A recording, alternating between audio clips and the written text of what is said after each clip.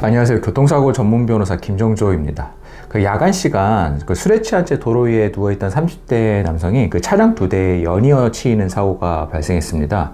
이 사고로 피해자는 의식을 잃었고 이제 생명에 큰 위협을 입었죠.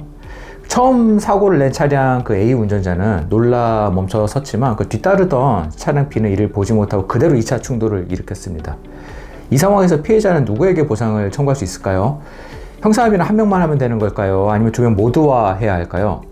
교통사고에서 가해 차량이 2대 이상일 경우 피해자는 각 가해자와 별도로 형사합의를 진행할 수 있습니다. 사고에 연루된 운전자 모두가 피해자에게 손해를 입혔다면 각자에게 형사 책임이 생기기 때문입니다.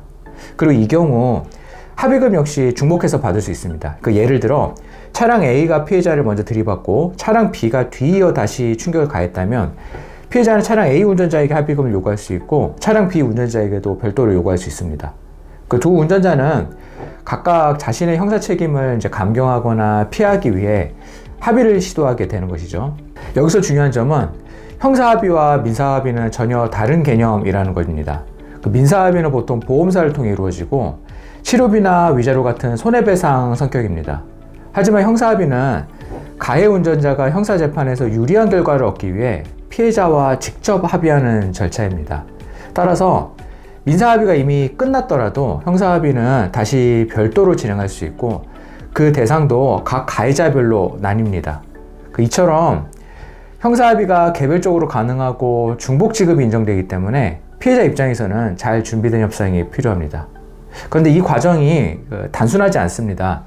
책임 비율, 보험 가입 여부, 피해 정도 등 다양한 요소가 얽혀 있고 섣불리 합의를 진행하면 손해를 입을 수 있습니다. 특히 한 가해자가 먼저 합의했다고 해서 그 금액이 기준이 되는 것은 아닙니다. 나머지 가해자도 자신의 책임에 대해 형사적 부담을 줄이기 위해 별도 합의를 할 수 있으니 피해자 입장에서는 전략적으로 협상 시기를 조절할 수도 있습니다.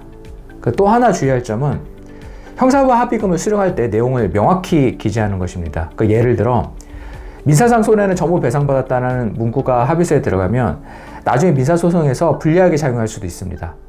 그래서 형사합의는 반드시 변호사와 함께 합의서 내용을 검토하고 작성하는 것이 중요합니다.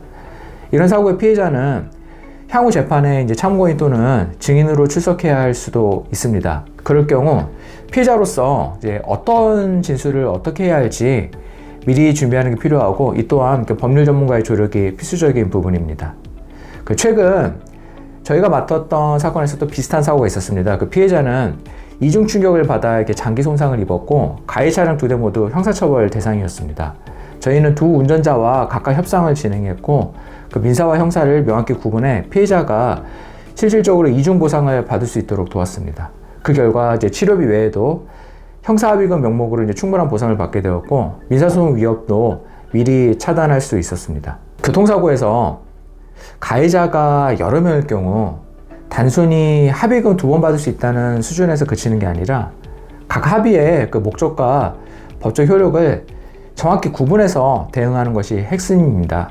피해자의 권리를 최대한 보장받기 위해서는 처음부터 끝까지 전략적 접근이 필요합니다. 저희는 이런 복잡한 구조의 사고에서 형사와 민사를 분리해 사고 전후 모든 절차를 설계하고 대응해드리고 있습니다. 실제 보상에서 손해보지 않도록 꼼꼼하게 챙기도록 하겠습니다. 시청해주셔서 감사합니다. 김정조 변호사였습니다.